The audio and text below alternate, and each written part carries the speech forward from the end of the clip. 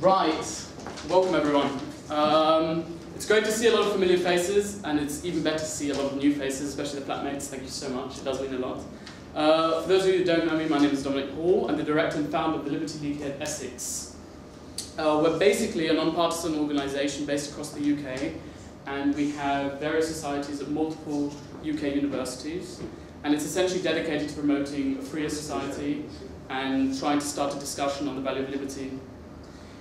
We're essentially a group of three at the moment, so that's myself, Jakub Yelik who's standing over there, and Alex Borodin who's standing over there. We're the exec, we're the people that run this, and we want to host film screenings, bring more speakers like Richard, and just have a debate, do some interesting stuff, maybe do more than what you've seen at other societies. Okay, I think that's enough from me. I do like hearing my own voice, but I think you've heard enough so far, so without further ado, I will introduce Richard. Richard Harris is an entrepreneur. He started 4 businesses. He's quite successful. He's been around the world, very cosmopolitan, and he's going to give a speech which condenses, I think, the last decade of his life, all the lessons he's learned, all the insights he's gained, and he's a very wise young man despite his age. Richard, I'll hand it to you. Thank you. Thanks. Well, I don't know if I can live up to that sort of eulogy of wisdom there, but I'll do my best. So, a little while ago, the Liberty League asked me to give a speech for the society, and I'm not really sure if I know much about free market economics or philosophy of libertarian politics. But I'd like to think I know a little bit about self-improvement. So I thought what I can do is give you guys a speech about self-improvement and condense some of the best paradigm-shifting ideas that I've had over the last 10 years into a 40 or 45-minute speech. And hopefully, if you take just one of these ideas away and it has even half the amount of effect on you guys that it did on me, I think you'll find that it really changes your life for the better. So, yeah, if you can go to the next slide.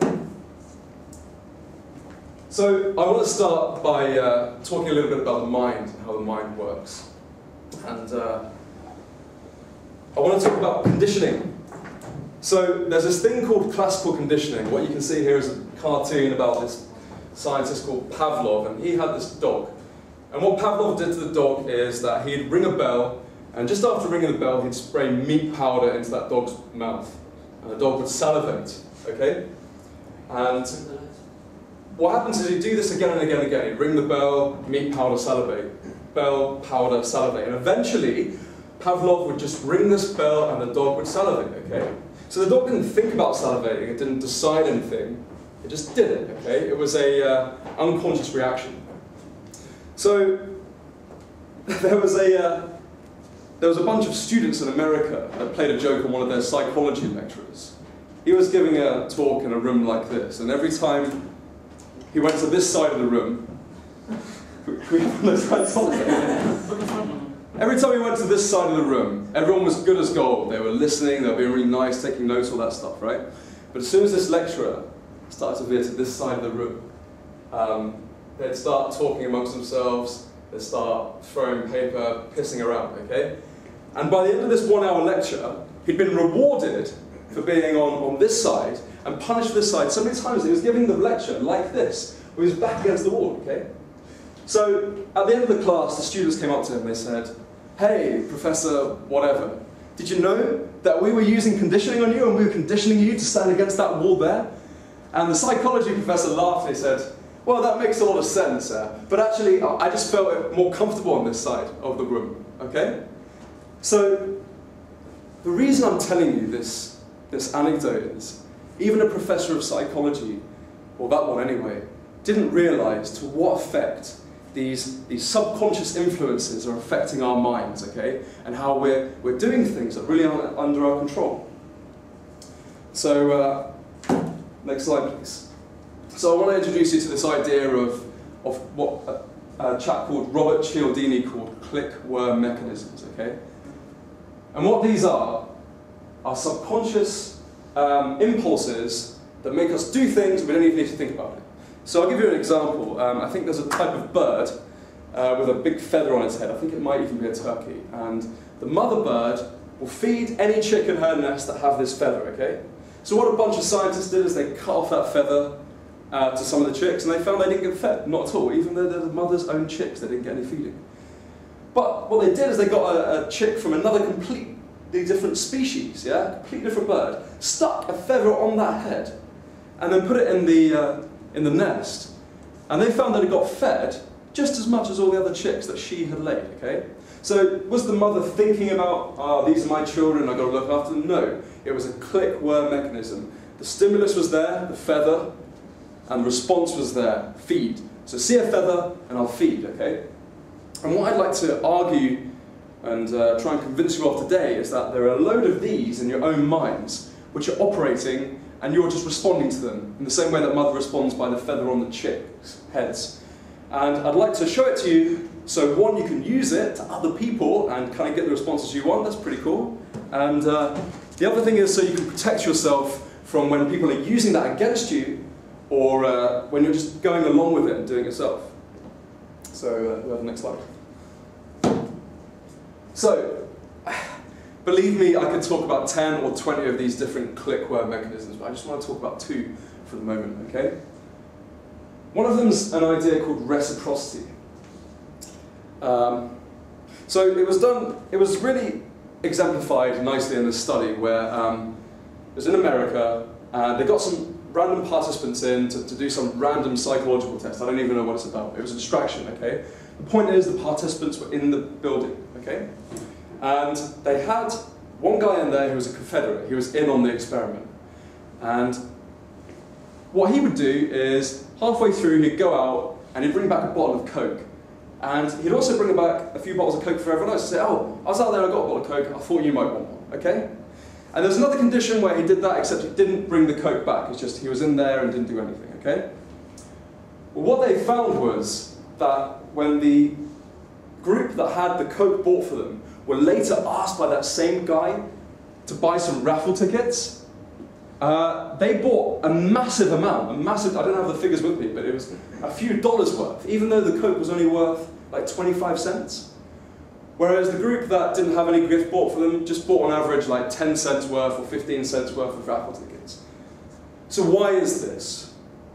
This happens because when you're given something, there's a module inside your brain which makes you want to give something back of equal or greater value, yeah? It's a click word mechanism. You don't need to think about this, it just happens. Okay? So I'll illustrate this with another anecdote, again from Robert Cialdini, that psychologist I was telling you about. He went to the American airports at a period where the Hare Krishnas were doing this massive temple expansion project, okay? And they needed to raise a lot of money through donations. So what would happen is you'd be a traveller, and you'd be walking along in one of these airports, and the Hare Krishna would come up to you and say, hey, here's a flower, okay? And you say, oh, thanks, it's a flower from a holy man, great. And you'd take a couple of steps further, and another Hare Krishna would be there and say, hey, can you make a donation? And you're like, yeah, well, I just got this flower, so yeah, sure. And what they found is the Hare Krishnas were earning millions of dollars based on this trick. You give someone the flower, and you have to give something of equal or greater value back in return, and they were making millions of dollars. So an interesting sort of aside to this story is that when Cialdini was on a lunch break one day, he decided he'd go and follow the person that gets the new flowers, okay? He saw them going off, he thought, I wonder where they're getting these flowers from, okay? And he followed them along, and he found that they went to the wheelie bin. And all they did was just pick out all the flowers that everyone had thrown away, okay? So you don't even need to like the thing that someone's given you, yeah? You just need to accept it, recognize it's a gift, and you'll have an impulse, a click word mechanism, just like that bird that didn't feed the chicks, to respond and give them something back. So how can you use this? Well, you can use this by, if you want something from someone, give them something first. If it's a gift, it's a genuine gift, they'll want to give you something back, okay? And in a kind of a defense against the dark arts sort of way of looking at this, if people are giving, say you're at a deli counter in a supermarket, yeah, and there's like a load of free little samples of food, okay? Do you think they're free samples of food because they want to help you out and make your life better? Or are they an attempt for you to buy more of their stuff? So I'm going to issue a challenge to you. Next time you go to the deli, and you see those free foods, I want you just to sit there and scoff a load in your face. And then watch as you feel a compulsion to go buy some cheese you don't even want. Okay, this happens. It's reciprocity. And the other click word mechanism I want to talk about, perhaps it's really relevant to the libertarian movement, is this idea of obedience to authority. Okay, so can I just have a quick show of hands? Who here has heard of Stanley Milgram's obedience experiments? 2, 3, great, okay, so you're in for a shock. So this psychologist, Stanley Milgram, he was around just after World War II, okay? And he wanted to know why Nazi Germany, a bunch of good European people, just like he was, because he was American of European descent, why they went mental and started executing all these Jews and stuff when they're just nice, normal, educated people. So what he did is he got a setup here, and he got 2 people into the experiment. One of them was in on it, again, he was a Confederate, and the other one was the actual guy they were experimenting on, okay? They'd randomly select out of a hat one of their names for teacher, and another name for learner, and it was always the case, by the way, that the actual participant was the teacher, and the Confederate was the learner. So they say, okay, learner, go sit in this chair, and one of the lab technicians would strap them into this dodgy-looking electric chair, and she's sitting there looking kind of worried. And then once he's seen that, a curtain is pulled, and he no longer can see him. And he's told, this guy, that here's a load of 20 buttons right here, ranging from a very, very small electric shock to progressively higher, until number 20. And this 20th button has the capacity to kill people, okay? They're told that, everyone's told that at the beginning of this experiment. And what happens is, the guy is told to read out questions to the fake participant in the electric chair. And when he gets them wrong, he's told to press the first button. Okay, press that first button now. And he'd hear a little, ooh, yeah, because it's a mild shock, right? When the second one came, he sounded a little bit more disturbed, okay? The third one, more disturbed still. And until like 10, 12, he gets really scared. He's like, hey, let me out of here, let me out of here, okay? All the while, this guy is sitting in this chair.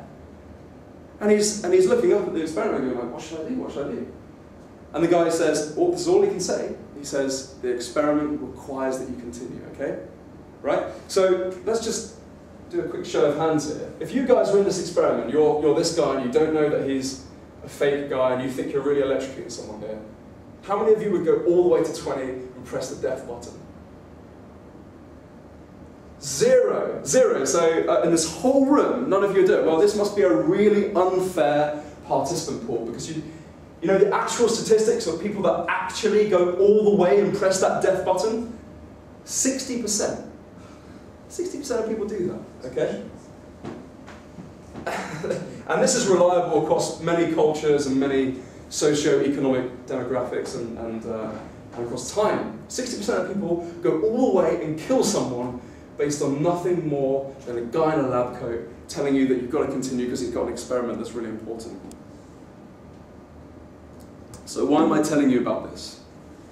Well, I'm telling you about this because the next time someone tells you to go and do something, and he's an authority figure, just think, am I doing this because I want to and because it's a good idea? Or am I doing it because I have this click-worm mechanism to obey authority? Okay? And of course, if you want to go to the dark side of things, if you dress yourself up as an authority figure, people do whatever you say. Or at least 60% of people will anyway. So, okay, next slide please.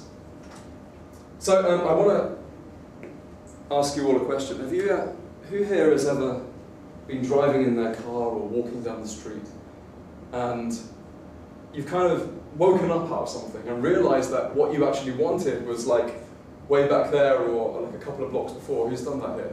Has anyone done that? Yeah, I thought so, quite a lot of people. Okay. Well, I want to kind of just demonstrate the use of that same mechanism here. So if you'll indulge me, I'd like you all to put both your hands out like this. Can you do that? Okay. Right in front of you, okay? Just right up shoulder height. Little bit higher, that's it. Good. Right, now I want your right hand to go like this, okay? The right hand like this.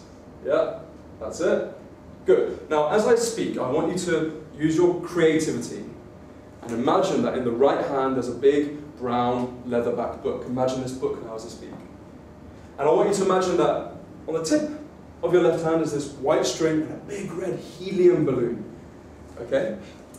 Now as I speak, you're going to realize that the big brown book is getting heavier and heavier and heavier.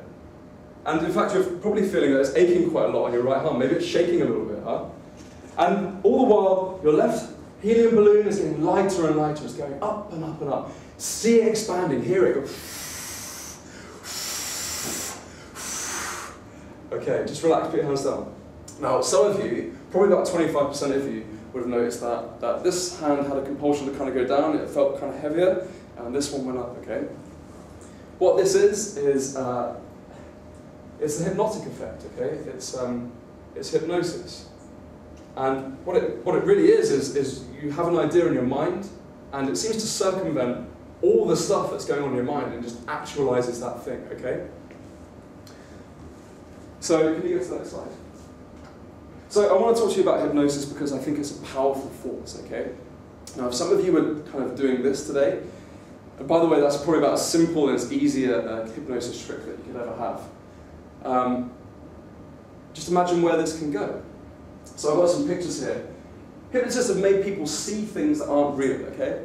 This is not some make-believe thing, it's actually happened. They've made people numb, as if from anesthesia, when all they've done is spoken to people. In fact, Channel 4, a few years ago, did a show where they put people to sleep using hypnosis and then operated on them. Okay? This really happened. You can make people feel unbounded levels of ecstasy, okay? Better than any drug that you may have taken. And you can make people conditioned to feel happy or sick or whatever compared to a stimulus. Like, for example, you could make people feel sick every time they took a cigarette out of a packet and actually throw up. And so all these things, by the way, like I've done in my time. I've put people down and I've done all these things and much more. I've done it with my own voice and my own experience, okay? And I'm not a very good hypnotist. So why am I telling you about this? Well,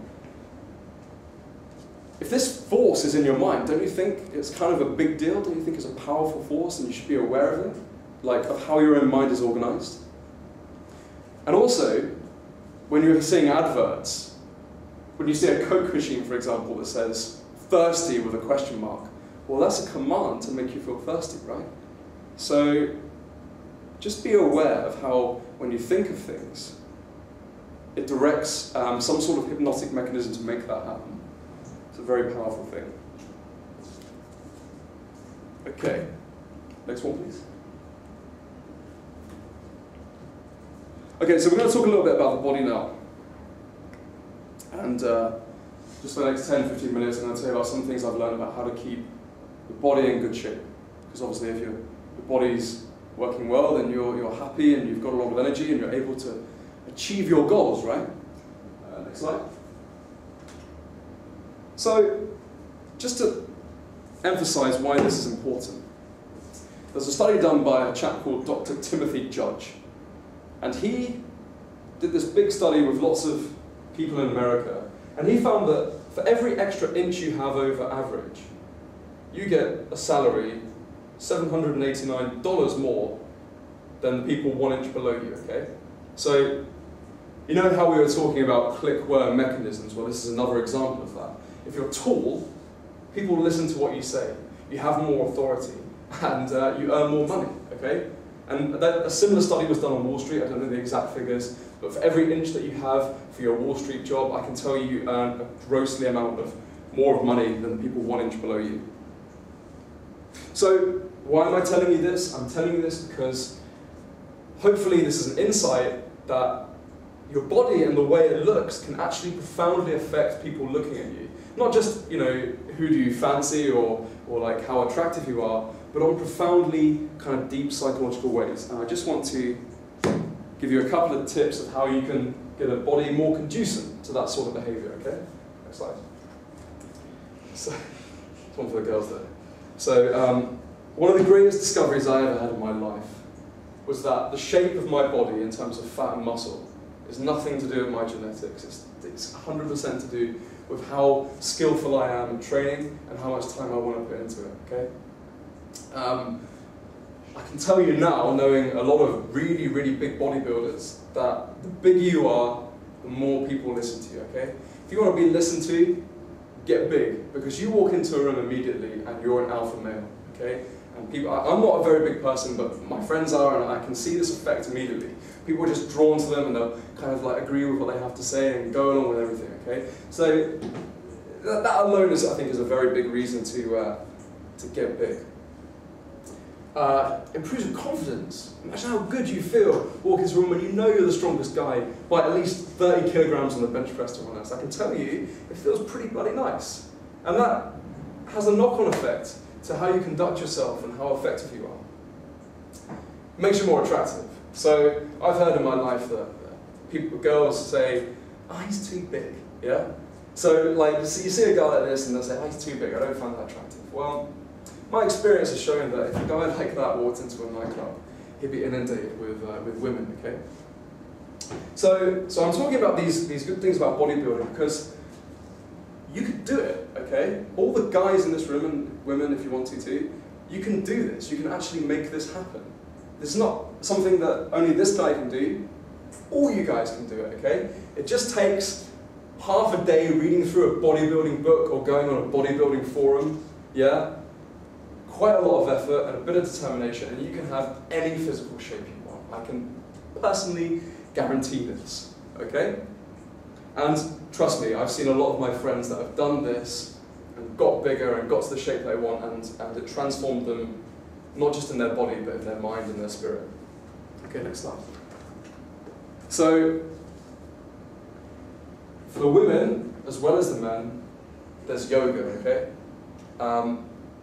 So I wanna just put it to you. Have you ever seen someone that does a lot of yoga? I wonder if you can picture someone in your mind that does a lot of yoga here. Yeah? Doesn't their skin glow, right? Don't they have this wonderful, wonderful aura about them?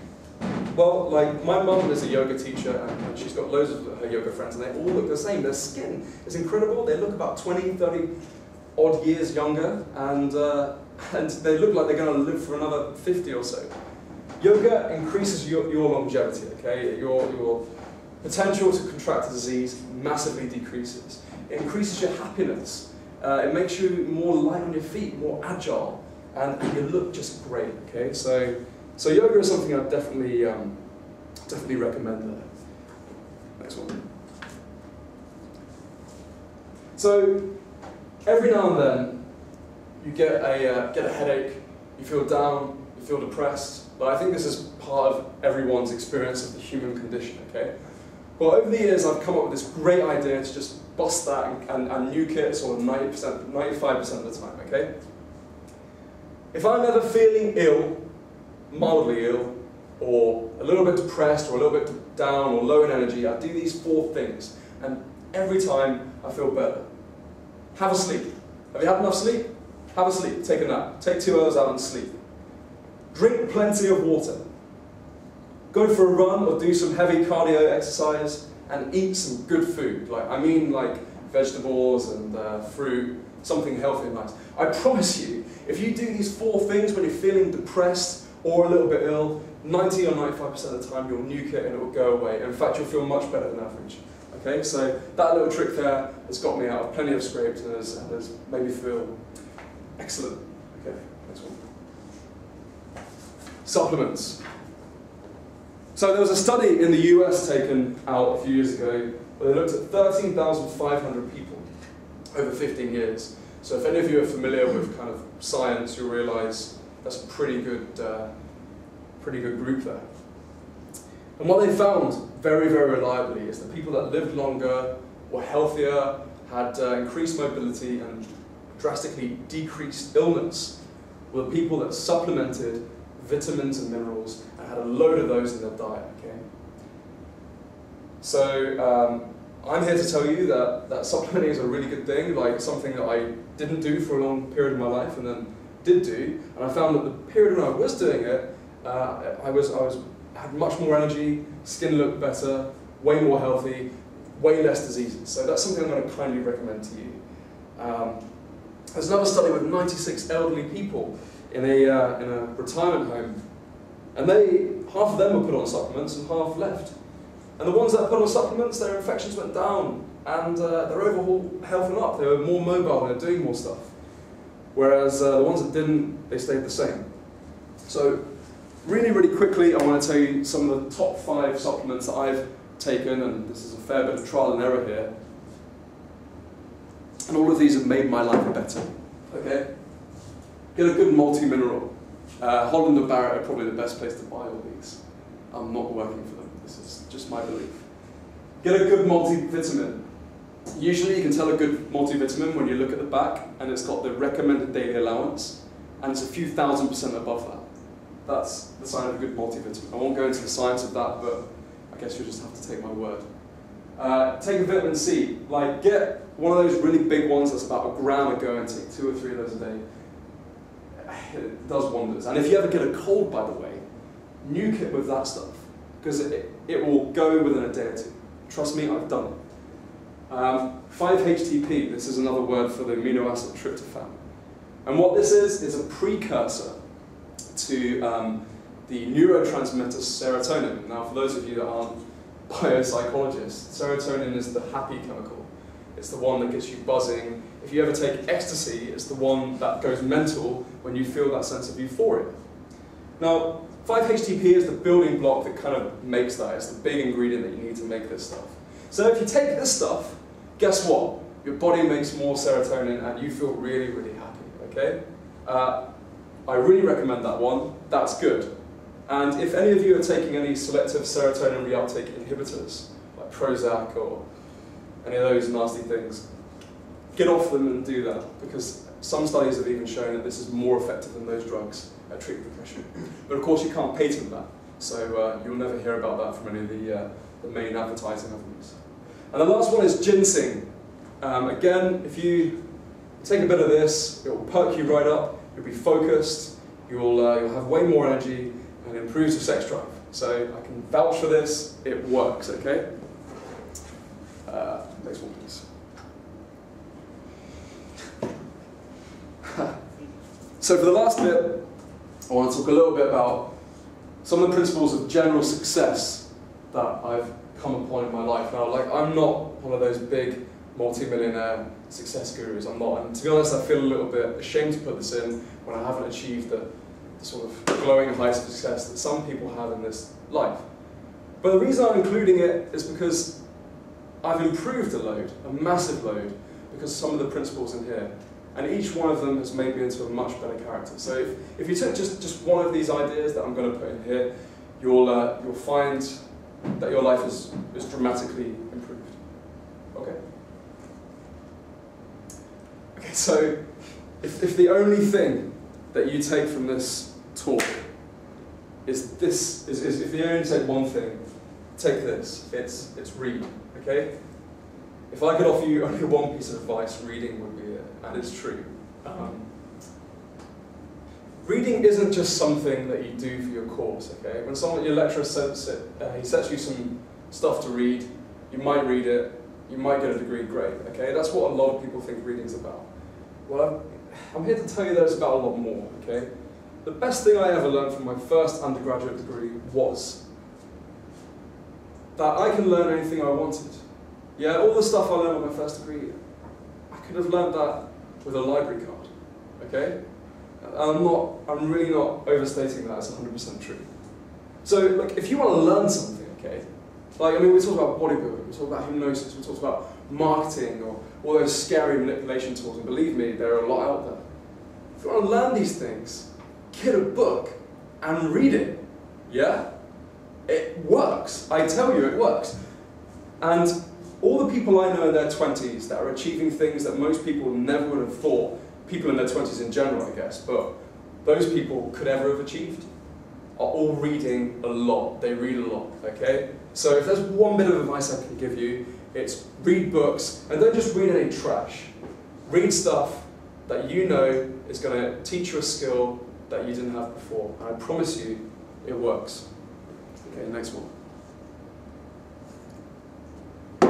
Set goals. So, something I discovered a few years ago is that if you write down the goals that you want to achieve, you're way more likely of achieving them. So there's kind of two things at work here. The first one is if you know where you're going, then obviously you've got a direction and you can work towards it every day or every week or whatever. But what a lot of psychologists have found and people that research success is that if you just write out a load of goals at the beginning of the year, put it in a drawer and never think or look at it again, when you take it out, you probably would have achieved a lot of them. And in fact, you'd have achieved more goals than the people that never did that exercise, okay? So that's, to me, that's kind of a profound insight. So here's, just really, really briefly, I could talk about this for about an hour, but here are just some of the things that have helped me with my own goal setting ability.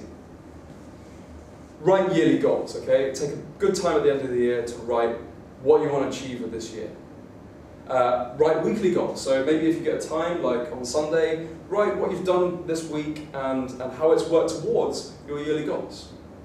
And then write daily goals. If you want to have a really, really productive day where you achieve everything that you want to and a big load more, write a list of what you're going to do that day. And if you want it to be super effective, write the time that it's going to be done. And I can promise you that is a stupidly powerful technique to get a lot of stuff done, okay?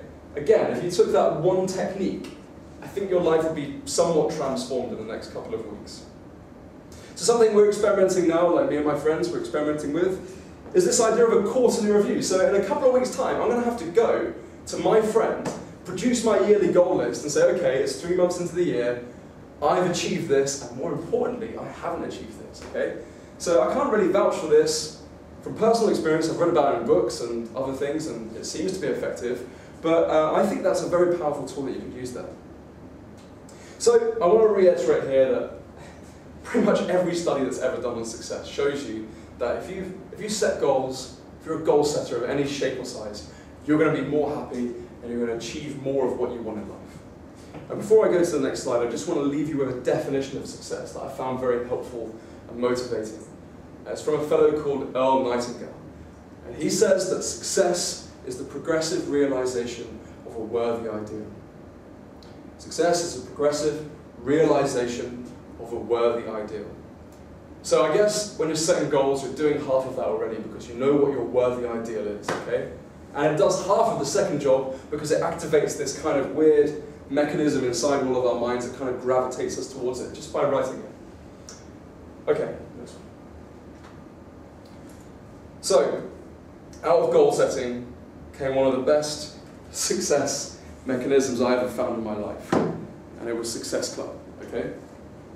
So, me and my friend Doug, he's an entrepreneur from Manchester, one of the most interesting people you're ever like to meet in your lives if you ever bumped into this fellow. We said, look, we're writing all these goals and we're doing all this stuff, we've got these grand ideas, but we're backsliding. You know, like I had a nap today when I should have been doing this. I didn't go for a run, I decided to watch some dumb episode of Family Guy or something, okay? Like, I did this all the time, and to an extent I still do it now. So it's something that faces all of us, this sort of predisposition to backsliding and going against our better selves, okay? And don't be ashamed of that. That's really just a natural part of being human, okay?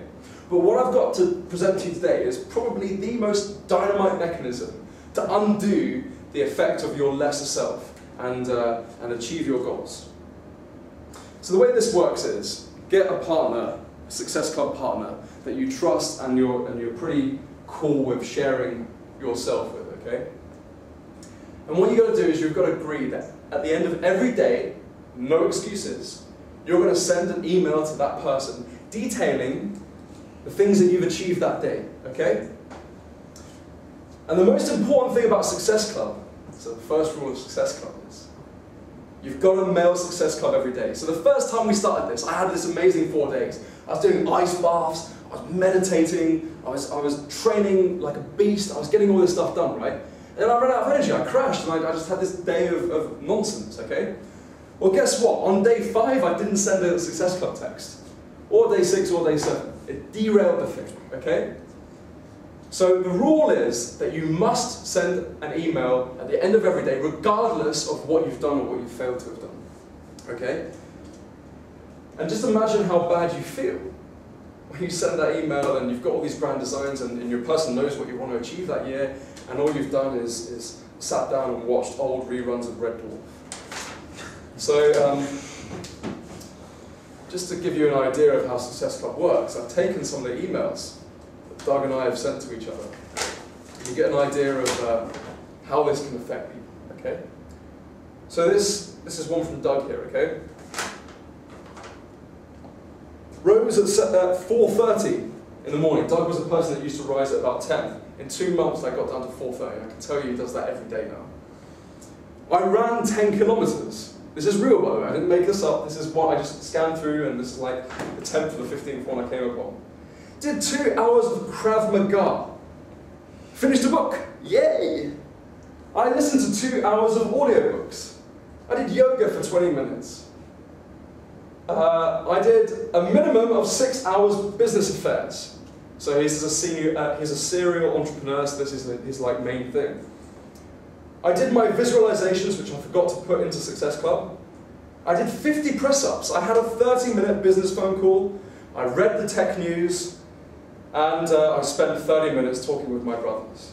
Overall, a very good day, barring my hour of getting to sleep. Let's both have an excellent day, brother. I write this feeling very strong. It feels like how it should do, how I've wanted it to be for some time. Let's go. Much love, Doug. So, you can't really get a gist of how excited this man feels on a day-to-day basis, but I can tell you, the last 2 months since we've been, well, 2.5 months since we've been doing Success Club, this guy sounds like a born-again Christian. You know, when those crazy Christians from America start telling you about Jesus and the good news and all that, this guy sounds worse, okay? And he's talking about Success Club. So, I can't really stress enough what a dynamite technique this is to make you into not just a better person, but the person that you've decided that you want to be, okay? So, here's one that I sent, okay? Here's what I sent, and I didn't have to go back far to do this. So I said, yesterday, I rose at 10 o'clock, read for 20 minutes, cleaned the house for 1 hour. Now, can you imagine how bloody dirty I felt on the inside when I had to click the send button and send that to my dear friend Doug, when he's just been telling me about all his Krav Maga and stuff that he's been doing? I felt bloody horrible. And I can promise you, the next day, I didn't just sit and clean the house for 1 hour and read for 20 minutes. I had a bloody dynamite day, okay? So, I hope this has given you some measure of just how damn effective this technique is for your success. Okay, next one. Okay, income generation. So I just want to take a quick aside and speak for just 2 minutes about what I think income generation is. So, how many people here, just with a quick show of hands, think they need to get a job later? Okay, maybe 60% of the room, okay, you need to get a job, right? Well, I want to challenge that in sort of 90 seconds or less. I want to say that what you don't need is a job, and what you in fact need is money. You need to generate income, okay? So what you probably think is, well, yeah, well, a job does that, right? Well, yeah, but it's a crap way of doing that. Like, there are many ways to generate income, and getting a job is one of them, and I actually think that it's probably the most lazy and unfulfilling way that you could ever put a roof over your head, food in your mouth, and a jet set trip to Barbados or wherever. Okay, so I think this is one of the last points I want to make today. One of the greatest insights I have ever had is this idea of judging people, okay? You hear people pretty much every day saying, oh, that guy's mad, yeah? Oh, he's an idiot. Oh, he just doesn't know what he's thinking. Well, I want to put it to you guys that that is probably one of the most laziest type of thinking you could ever engage in.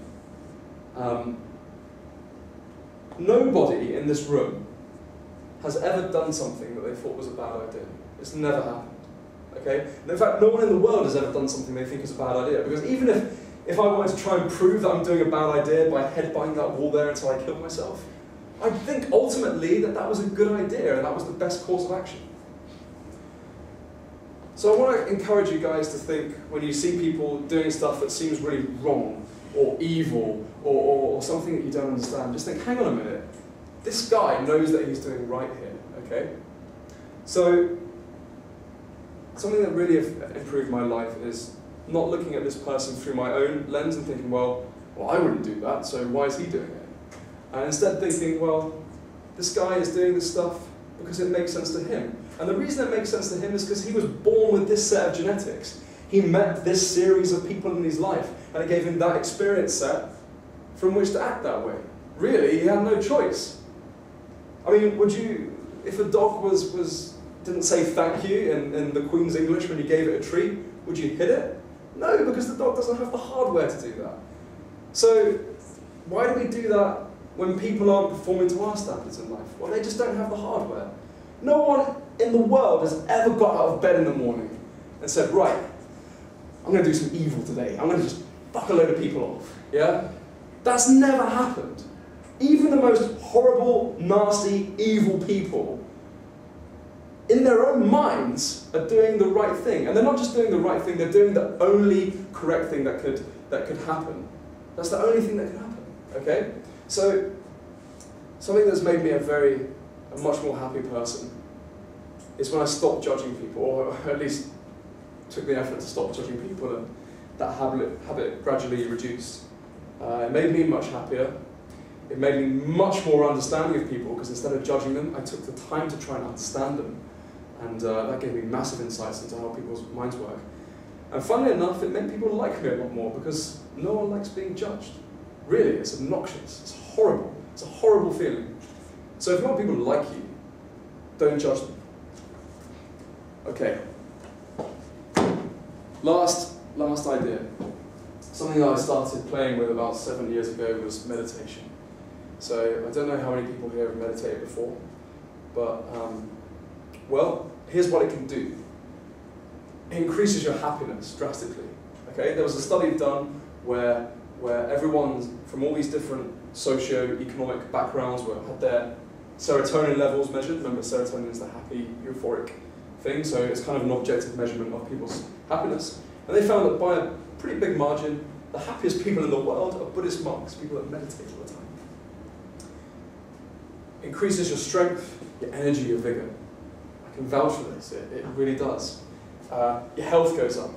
You live longer, and you live healthier for longer. Your mental strength goes up. So when you have this tendency to sort of backslide and do the easy option, your meditation actually makes that better self stronger and far more able to do the things that really represent the real you, not just this kind of more wretched, unconscious version of you.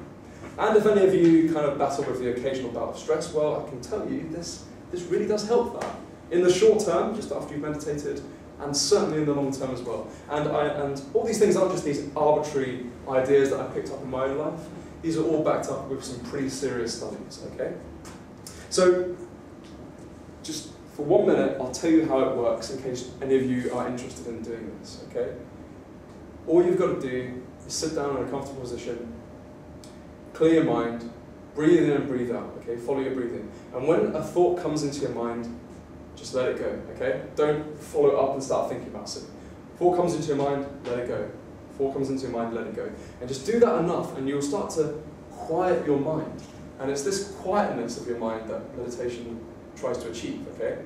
So some of the traps are, you think, wow, I've been going like 10 seconds. Well, guess what? That's a thought, yeah? You might think, wow, I'm getting this really weird buzzing sensation in me, which does happen, by the way. No, that's thinking again. So every time, try not to think about what you're trying to achieve or what you're doing. Go back, watch your thoughts, and make sure they don't happen. And I can tell you that your life has just generically improved from doing this in quite a serious way. And also, if you guys are interested in any sort of spiritual development, some very, very spooky things start happening when you do this a lot, okay? So that's 2 reasons I hope that you'd want to do it. Okay, last slide. So, we're almost at the end now, and I want to end on a potentially grandiose note. I'm going to read you a poem, okay? So, this poem is written by this chap here. He was a Freemason and a pretty successful writer, and someone that sort of changed the world. And I think that in this, 50 odd minutes or 45 minutes that I've been talking today, I couldn't possibly condense all the great ideas that are in this poem into all that time, okay? So what's about to follow is what I think is the best set of instructions for leading a successful, happy life that I've ever read in my life, ever, okay? So just bear with me.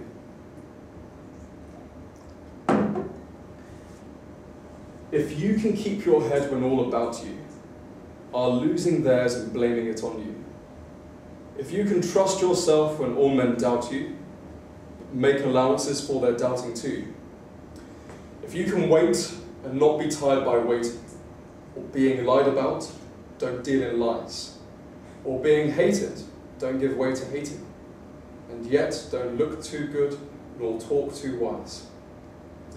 If you can dream and not make dreams your master, if you can think and not make thoughts your aim, if you can meet with triumph and disaster and treat those two impostors just the same, if you can bear to hear the truth you've spoken, twisted by knaves to make a trap for fools, or watch the things you gave your life to broken, and stoop and build them up with worn-out tools, if you can make one heap of all your winnings and risk it on one turn of pitch and toss, and lose and start again at your beginnings, and never breathe a word about your loss, if you can force your heart and nerve and sinew to serve you turn long after they have gone, and so hold on when there is nothing in you except the will which says to them, hold on.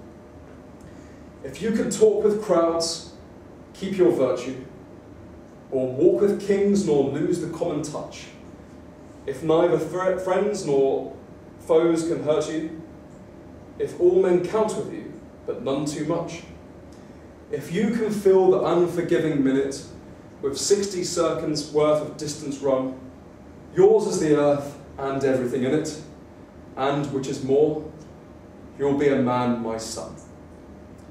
All right, thank you for your time.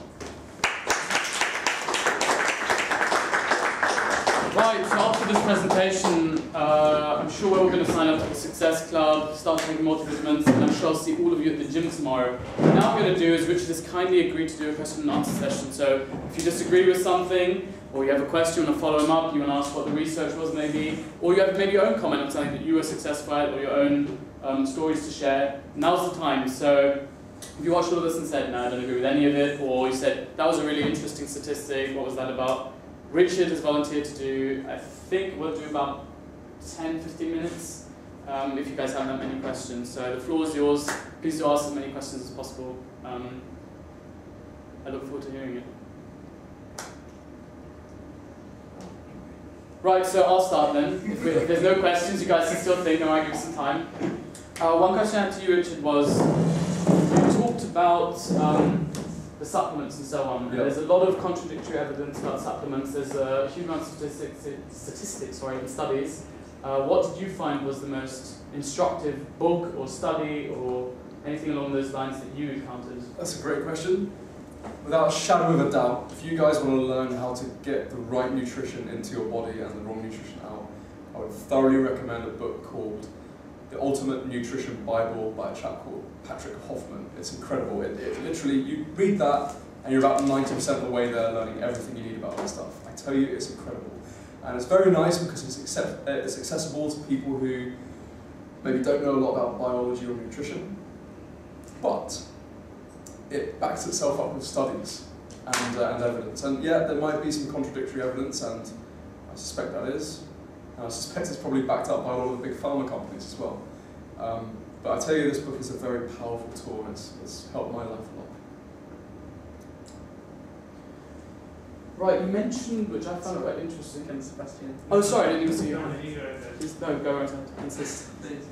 I remember watching a program some years ago where they were mentioning a tribe in somewhere in the Arctic Ocean. Anyway, they lived on fish, whales, nothing else, nothing more, and they found that their cholesterol levels were nearly non-existent, and they were very healthy and very fit.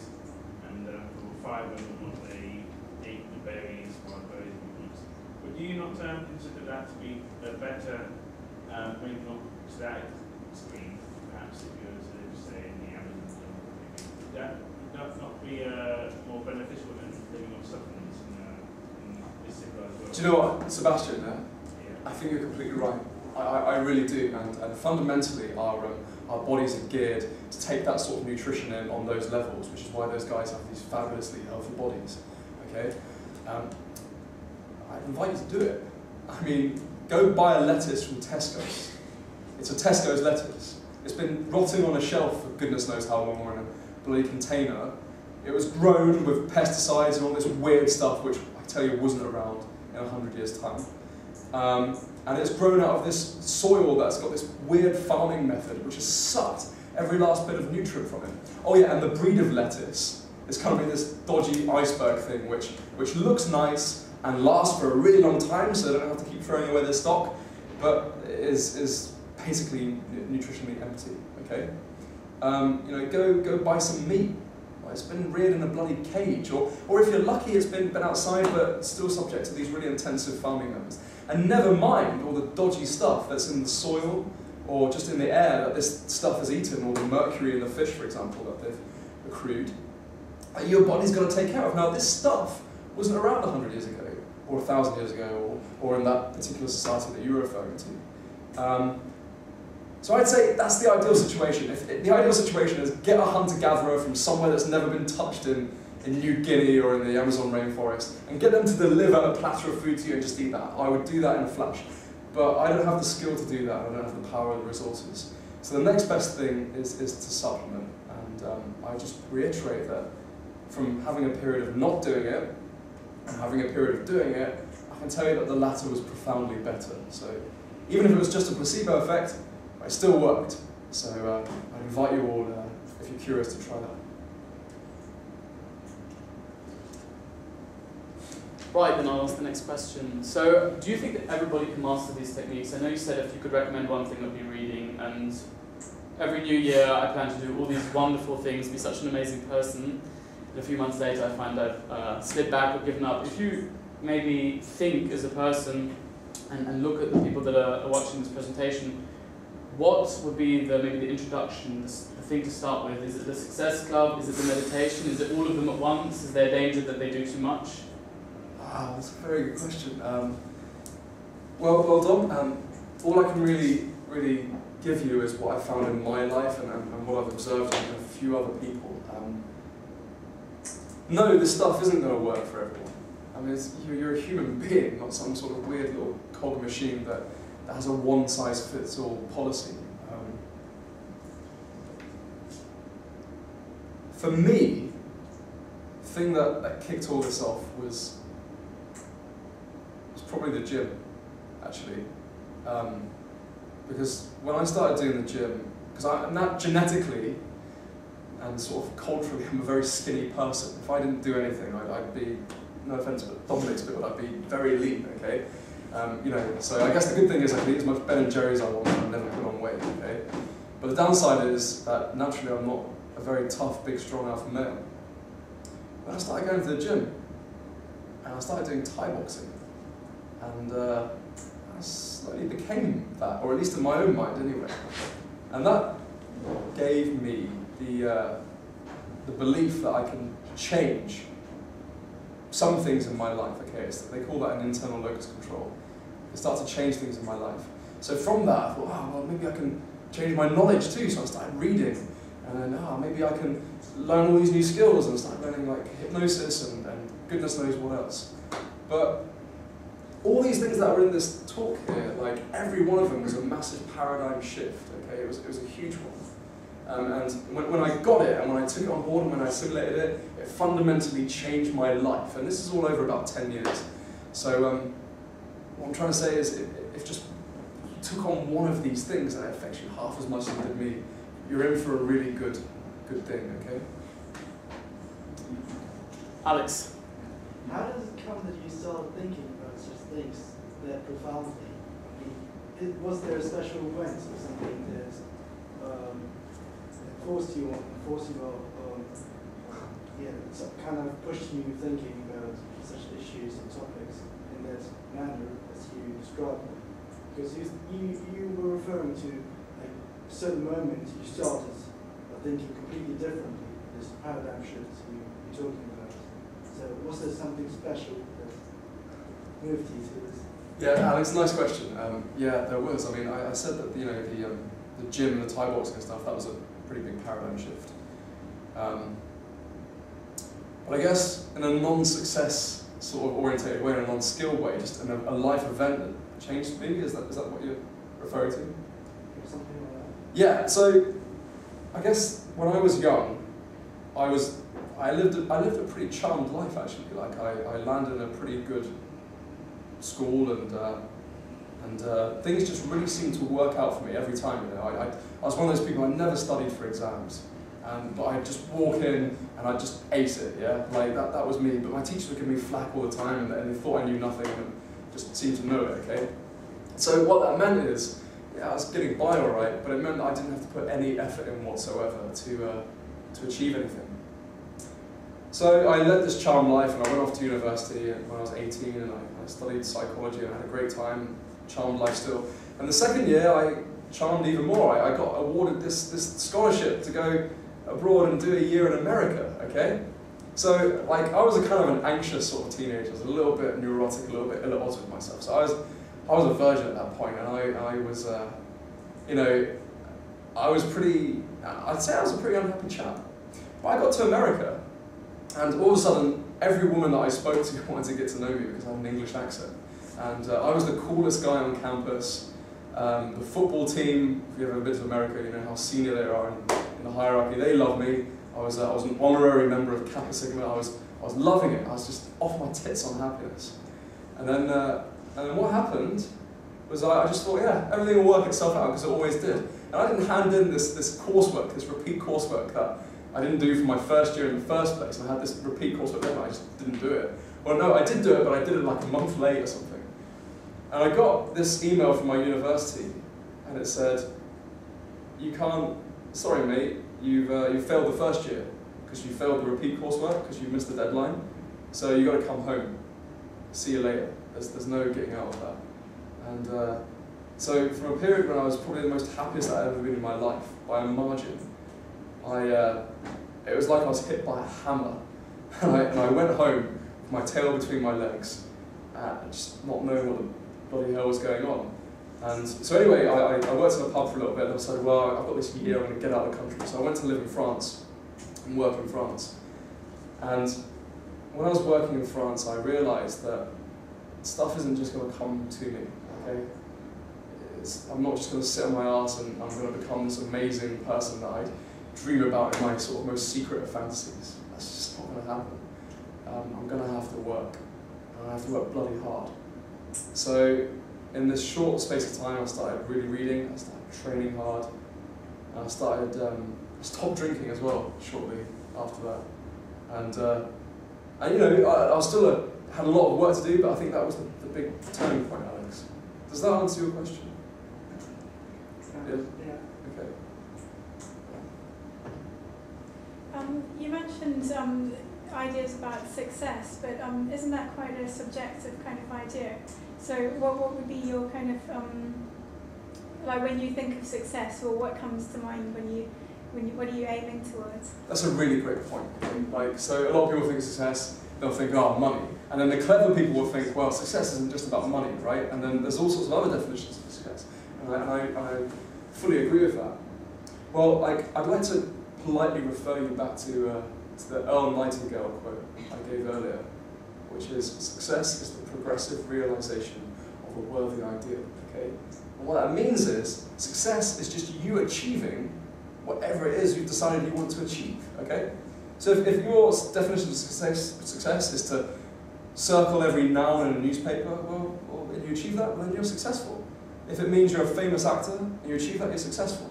If it means you're a great mum or a great father, you do that, you're successful. But if you think that you've got to be some sort of multi-million international CEO, well, that's success for you too. It's really whatever you define it as. But I don't mean to like question it, but isn't there a chance then that you could get lost in those kind of smaller goals and maybe just become a productive machine where you're just trying to like turn out as many successful kind of things that you can do and not really actually getting your true maybe happiness or something like that? Yeah, you're right. You're absolutely right. And actually, that was one of the problems when Success Club started kicking on. Because I tell you, I was producing a lot of stuff every day. I was writing out, did this, 3 hours audiobooks. I was doing all that stuff, right? And what it sort of reaffirmed to me, that experience, was that when you're happy and when you're achieving stuff, you actually, although it sounds ironic, you have time to reflect on where you are and this new position that you're at, and with this new knowledge and new experience that you've accrued. And with that comes wisdom. And I think that wisdom gives you the ability to sort of do the things you were talking about, to reflect and think, well, is this what life is about? Is it just churning out all these things and achieving all these goals? And of course, it makes you happy. Achieving goals really does make you happy. That's probably, if you ask me how do I make myself happy, what's the best way that you've ever known? Short of taking an ecstasy tablet, I would say it's achieving goals. It really is. Is that okay? Lexi. Yeah, mine's not a really particularly interesting question, but what was the name of the psychologist mentioned at the start? Well, someone. No. Say that again, please. What's the name of the psychologist you mentioned at the start? Like. What did he do? Was it the influence guy? No, not Mel Brown. The sneaky guy that's like does reciprocity and all that stuff? I can't remember. Click word guy? The one with his surname you don't see. Cialdini. Yeah. Okay, so if any of you guys want to learn how to really, really convince people of stuff and manipulate people, or protect yourself from that dark practice, I deeply recommend that you go and buy the book Cialdini, that's his name, Influence, Science and Practice. That is a dynamite book. You will learn how to be bloody convincing and bloody persuasive and bloody influential if you read those chapters. Yeah, it's profoundly powerful. Oh, John, sorry. I've got one question. Like you were talking about the look, the way you look, and how influential it is, and you were mostly referring to guys. I'm sorry, yeah. Like, because if a girl comes in looking like an alpha male, it won't work. You're right. So what's the recipe for girls that you would suggest? I know high heels work, but. Okay, well, so I'm a guy, not a girl, and you may have noticed that this speech was all from my sort of experience there. But okay, if you're a girl, right, you want to look good, yeah, really good, do yoga, okay? I probably shouldn't be sharing this anecdote with you because it's somewhat embarrassing, but there's been more than one occasion when I've been shopping with my mother, who's a yoga teacher, and people think that she's my girlfriend, okay? So, Freudian jokes aside, that's happened, okay? She looks young and she looks great, yeah?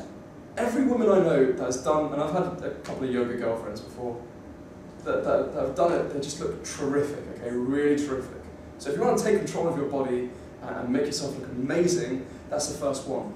Diet. If you get your diet sorted, if you read that diet book I was telling you about, like, that will change the way you look, I promise. You'll cut up, you'll get lean. Body brushing, ever heard of that one? Yeah, body brushing, alright? It's fantastic. What you do, like a couple of times a week, you get this horrible hard brush, and has anyone ever seen Gattaca, that film Gattaca? Well, you need to watch it, it's amazing. Anyway, you get in the shower or the bath, and you just rub down with this brush the whole body, especially do your face. It gives you a nice healthy glow, you look amazing. Also, supplement. Those vitamins and minerals have been shown in several studies that I'm aware of to give your skin a really nice healthy glow. So apart from all the many other benefits, they'll do that. They'll make you look much nicer. And racking my brains here, there's a study, some study or a series of studies done that's shown that if you've got blonde hair in Europe or America, you're more attractive. Okay, so if you want to choose a colour to make your hair, you're a woman, go blonde, because men, for some strange reason, find that very attractive. Okay. Sebastian. It's not fundamentally the same for every given God in terms of where you're from, what background you're from. You're supposed myself in physically and also mentally in the ways that you've alluded to, and perhaps. Do you mean in terms of like seniority in a hierarchical sense of that? Like the men, do you mean that like men and women have to do the same stuff in order to be perceived as senior? No, not as senior. No, so that you can expand your horizons and improve yourself. Oh, like in a self-improvement sense? Yes. Yeah, absolutely. Like I mean, men and women are different, and there's some areas where we kind of seem to overlap quite a lot, and there's an area that we're worlds apart in. If you ever want to explore that, by the way, there's a book called Men Are From Mars, Women Are From Venus. That's a very good book that looks into that. I think that in my experience, 95% of this stuff, or 99% of this stuff, is pretty much for both people. I mean, the bodybuilding is really the only notable thing that I can think that doesn't apply to one gender and does to the other. And I think you'll find that the yoga would do slightly more favours to a woman than it would a man, but it's still really good for a man. I thoroughly recommend it. Does that answer your question? Yes.